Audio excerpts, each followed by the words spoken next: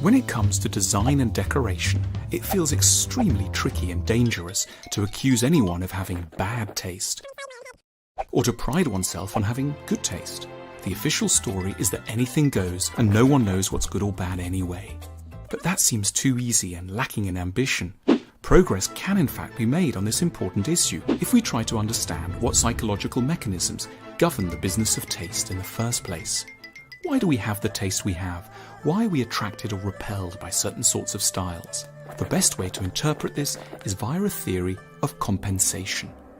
We're all a bit unbalanced inside and get attracted to styles in the world that promise to compensate us for the things that we're lacking within. So, for example, people who feel chaotic, undisciplined and cluttered inside are liable to be very drawn to interiors that are serene, pure and poised. Equally, people who are very exposed to and oppressed by the brutal tempo of modern life, with its excessive brutality, precision and technological awe, are likely to be drawn to styles that speak of the rustic, the natural and the cosily shabby. Now that might be an explanation for taste, but what about bad taste? What singles out instances of bad taste is excess in some direction or another. Bad taste is a massive overcompensation, which has been generated by a sharp shortfall in some area or another. It's a response to a psychological or physical trauma.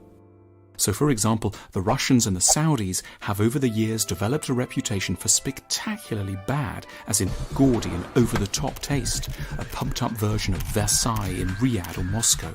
This isn't, in a sense, surprising. A century of extreme deprivation under communism and an eternity of eking out a living in the barren deserts of Saudi Arabia have created understandably desperate desires for compensation, which have evidently rather overshot their mark.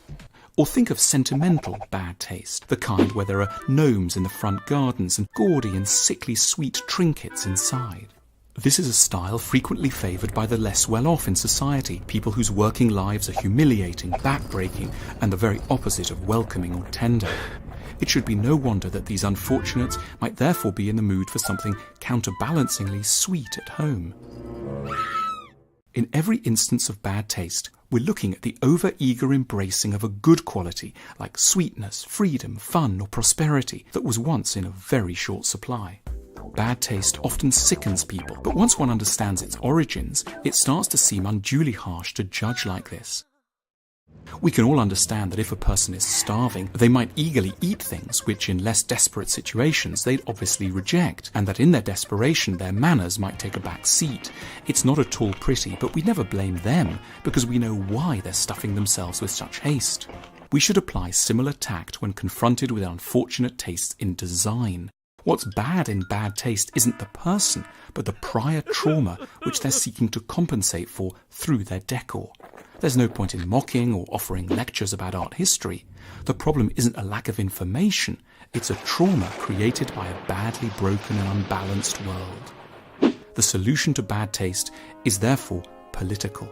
Good taste comes about when people feel appreciated, when there's enough to go around, and when there's an economy which doesn't routinely humiliate and abase its workers. To make good taste more widespread, what matters above all are efforts to diminish the desperate lives in which lapses of taste invariably have their origins.